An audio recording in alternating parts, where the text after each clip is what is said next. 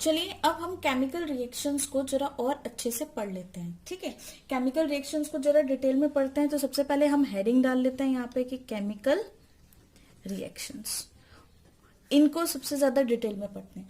तो देखिए सबसे पहले तो what is a chemical reaction. Chemical reaction क्या होगा? एक ऐसा प्रोसेस है, केमिकल रिएक्शन एक ऐसा प्रोसेस है जो कि ट्रांसफॉर्म करता है, विच transforms one or more substances into another substances। ठीक है, और ये जो another substances है ये क्या होगा? आपका न्यू सब्सटेंस होगा कि नहीं? ठीक है, जो ये another substance है ये आपका नया सब्सटेंस होगा। तो अब देखिए और एक और डेफिनेशन जो हम केमिकल रिएक्शन के बारे में पढ़ते हैं कि ट्रांसफॉर्म हुआ एक सब्सटेंस दूसरे सब्सटेंस में। लेकिन बेटा जी जब ट्रांसफॉर्मेशन होती है, ठीक है, ट्रांसफॉर्मेशन अगर होगी तो तभी होगी जब आपके ओल्ड बॉन्ड्स ब्रेक होंगे। क्लियर है ये बात? ओल्ड बॉन्ड्स ब्रेक होंगे, ठीक है, और न्यू सब्सटेंस तो तभी होगा जब न्यू बॉन्ड्स फॉर्म होंगे, न्यू बॉन्ड्स आपके फॉर्म होंगे। ठीक है, तो सिंपली आप केमिकल रिएक्शन को ये भी बोल सकते हैं, breaking of old bonds and formation of new bonds is a chemical reaction. For example जैसे मैं आपको दे दूं, जैसे कि मेरे पास है NaOH, ठीक है, इसमें आपने HCl डाला तो जो प्रोडक्ट बनेगा वो क्या बनेगा? NaCl प्लस H2O, ये बनेगा कि नहीं? ठीक है, यहां पर ये इस साइड जो आपकी लेफ्ट हैंड साइड है, इस साइड जो लिखा होता है, और this is your R right hand side. ठीक है बेटा, अब देखना इस साइज मतलब जो रिएक्टिंग, ये दोनों रिएक्ट कर रहे हैं ना, इनको हम बोलेंगे reacting species. These are your reacting species. इन रिएक्टिंग स्पीशीज को एक नाम दे दिया जिसको बोलते हैं रिएक्टेंट, क्योंकि ये स्पीशीज रिएक्ट कर रही है इसलिए इसको रिएक्टेंट बोल दिया। अब ये स्पीशीज रिएक्ट करने के बाद आपकी लेफ्ट हैंड साइड वाली स्पीशीज बना रही है, ठीक है, तो ये क्या होगी? न्यू फॉर्म स्पीशीज होगी, न्यू स्पीशीज होगी, न्यू फॉर्म स्पीशीज होगी। तो इन न्यू फॉर्म स्पीशीज को हम बोल रहे हैं प्रोडक्ट। क्लियर है? रिएक्टेंट क्या होते हैं? जो रिएक्टिंग स्पीशीज में पार्टिसिपेट करते हैं वो रिएक्टेंट होते हैं, और जो नई स्पीशीज बनती हैं आप उनको प्रोडक्ट बोल देते हैं। इतना क्लियर है? लेकिन हम ये भी बोल सकते हैं कि लेफ्ट हैंड साइड जो चीजें लिखी होती हैं उनको आप रिएक्टेंट बोलते हैं, एंड राइट हैंड साइड जो चीजें लिखी होती है आप उनको प्रोडक्ट बोलते हैं। लेकिन यहाँ पर जब हम लेफ्ट हैंड साइड और राइट हैंड साइड वाला कंसेप्ट पढ़ते हैं तो यहाँ पर एक मिस्टेक ये हो जाती है।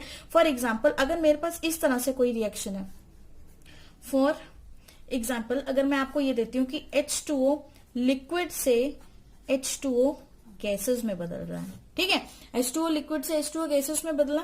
अब आप देखिए H2O लिक्विड से आपको ये दो एरोज इस तरह से दिख रही है, एक एरो इधर और एक एरो इधर दिख रही है, ठीक है। ये जो ऊपर वाली एरो है इसका मतलब रिएक्शन आपकी फॉरवर्ड जा रही है, ये बताता है फॉरवर्ड की तरफ, और ये बताएगा बैकवर्ड की तरफ। इतना याद रखेंगे कि जो एरो आपका राइट हैंड साइड को कर रहा है, arrow point right hand side को कर रहा है, दैट इज फॉरवर्ड रिएक्शन, और जो बैक साइड को कर रहा है उसको हम बोलते हैं बैकवर्ड रिएक्शन। ठीक है, तो अब देखिए जब वाटर मॉलिक्यूल फॉरवर्ड में किस में चेंज हो गया? गैसेस में। तो यहां पर फॉरवर्ड रिएक्शन के अंदर, जब मैंने फॉरवर्ड रिएक्शन को लिखा, फॉरवर्ड रिएक्शन के अंदर मेरे पास जो रिएक्टेंट मॉलिक्यूल है वो है आपका H2O liquid, very very important, H2O liquid, ठीक है। और यहीं पर जो आपका प्रोडक्ट बना वो बना H2O गैस। क्लियर है ये बात? उसी तरह अगर मैं बैकवर्ड रिएक्शन लिखूं, बैकवर्ड रिएक्शन के अंदर जो रिएक्टेंट है, बैकवर्ड रिएक्शन के अंदर अगर आप रिएक्टेंट की बात करें तो यहां पर जो आपका रिएक्टेंट मॉलिक्यूल है वो है आपका H2O गैस, है ना। और यहां पे जो आपका प्रोडक्ट बना वो क्या हो गया? आपका H2O लिक्विड।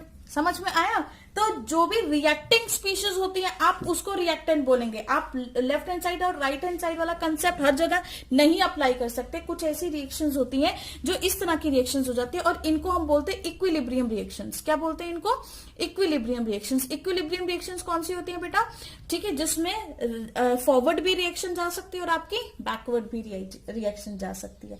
क्लियर है ये बात? ठीक है, अभी इक्विलिब्रियम रिएक्शंस को आगे चैप्टर में मैं आपको डिटेल में पढ़ाऊंगी। फिलहाल के लिए आप इतना याद रखें कि जब ऐसा एरो आ जाता है तो यहाँ पे रिएक्टेंट और प्रोडक्ट भी चेंज हो सकते हैं। जरूरी नहीं है कि लेफ्ट हैंड साइड वाला ही रिएक्टेंट हो या फिर राइट हैंड साइड वाला ही रिएक्टेंट हो। ओके, फॉरवर्ड के केस में रिएक्टेंट आपका वाटर बन गया और बैकवर्ड के केस में रिएक्टेंट आपका H2O वाटर ही है बट गैसेस फॉर्म में और फॉरवर्ड में लिक्विड फॉर्म में। क्लियर है? वेरी वेरी इंपॉर्टेंट थिंग जिसको आपने बहुत ही अच्छे से ध्यान देना है।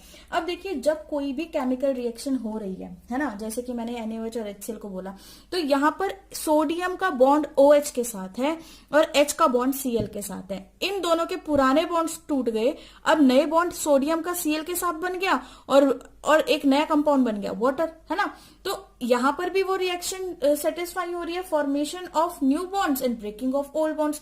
पुराने बॉन्ड्स आपने तोड़ के नए बॉन्ड्स बना लिए, तो जो नई स्पीशीज बनेगी आप उसको प्रोडक्ट बोल देते हैं। ठीक है, तो अब देखिए, जब भी हम कोई केमिकल रिएक्शन करते हैं तो डिफरेंट डिफरेंट कैरेक्टरिस्टिक्स फीचर देखने को मिलते हैं। ठीक है, क्या क्या कैरेक्टरिस्टिक्स फीचर देखने को मिलते हैं जब हम कोई भी केमिकल रिएक्शन करते हैं? ठीक है, ऑब्जर्वेशन क्या क्या होती है? Observation of chemical reaction. Chemical reaction की ऑब्जर्वेशन क्या होती है? देखिए, सबसे पहली ऑब्जर्वेशन तो हम देखते हैं change in state. Change in state, state के अंदर भी चेंज हो सकता है। ठीक है, आपकी स्टेट बदल सकती है। ठीक है, उसके बाद अगर सेकंड कैटेगरी में बात करूं तो मैं evolution of gas. Evolution of gas, gas भी निकल सकती है। कोई भी एक ऐसी रिएक्शन हो रही है जिसमें से गैस निकल जाती है। फॉर एग्जांपल, जैसे कि जब हम लोग भटूरे बनाते हैं ना, सब लोगों ने देखा होगा, घर में भी मम्मियां बनाती है या होटल पे जाके कभी भटूरे खाए होगे।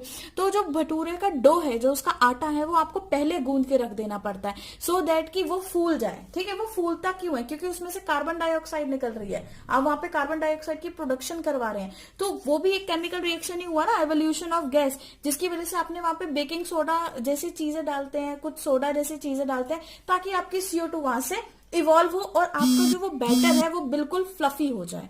ठीक है, थर्ड हम बात करते हैं change in colour. Change in colour, colour के अंदर चेंज, जैसे कि मैंने आपको पहले लास्ट वीडियो में मैंने आपको वो रिएक्शन बताई थी कि N2O4 की वो कलरलेस था, वहां से जो प्रोडक्ट बना वो बना आपका 2N2O। ठीक है, जो कि ब्राउन कलर का था। तो कलर भी चेंज हो सकता है इसमें, है ना।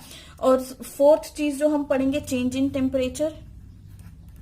चेंज इन टेम्परेचर, टेम्परेचर में भी चेंज हो जाता है। टेम्परेचर में भी कैसे चेंज हो जाता है? हो सकता है कोई एक ऐसी रिएक्शन है जिसको हमें एनर्जी देनी पड़े, और हो सकता है कोई एक ऐसी रिएक्शन जिसमें पहले से इतनी एनर्जी हो वो वापस हमारे सिस्टम को दे दें, है ना। और फिफ्थ जो हम चेंज लेंगे that is formation of precipitate. Formation of PPTs. PPTs मतलब प्रेसिपिटेट। प्रेसिपिटेट क्या होते हैं? प्रेसिपिटेट आपके इनसॉल्युबल सब्सटेंस होता है जो कि प्रेजेंट होता है इन सॉल्वेंट। इनसॉल्युबल सब्सटेंस जो कि आपके सॉल्वेंट के अंदर प्रेजेंट रहता है। क्या ये बातें क्लियर है? ठीक है, तो बारी बारी से हम सबके बारे में एक एक दो एग्जाम्पल करके हम ये सभी चीजों के बारे में बहुत ही अच्छे से